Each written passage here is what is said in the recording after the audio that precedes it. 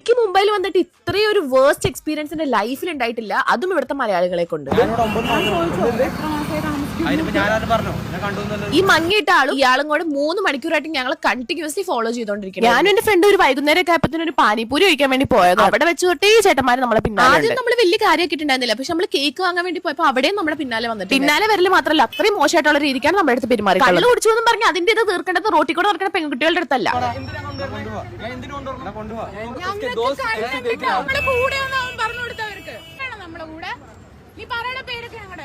ഇവര് നമ്മളെ ഫാൻസ് ആണ്, ഫോളോവേഴ്സ് ആണ്, പരിചയപ്പെടാൻ വേണ്ടി വന്നൊക്കെയാണ് ഇവർ പറയുന്നത്. അതും പറഞ്ഞ് കള്ളും കുടിച്ച് എന്ത് തോന്നിവാസം കാണിക്കാൻ നിൽക്കരുത്. ഇപ്പൊ പോലും ഇവരെ ഫേസ് ചെയ്യാൻ ബ്ലർ ചെയ്തിട്ടുണ്ടെങ്കിൽ അതെന്റെ ഔദാര്യമായിട്ട് കൂട്ടി മദ്യപിച്ചിട്ട് അവരുടെ അടുത്തേക്ക് പോയി മോശം രീതി പെരുമാറുന്ന രീതി.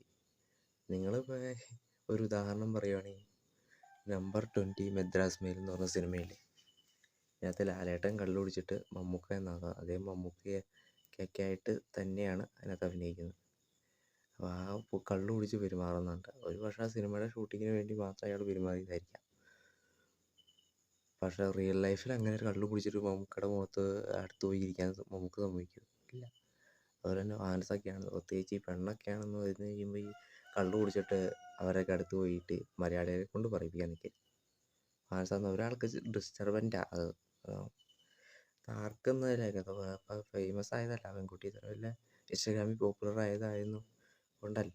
സ്വതവേ ഒരുപാട് മദ്യപിച്ച് ഇങ്ങനെ നടക്കുമ്പോൾ ആർക്കായാലും അത് കലി വരും.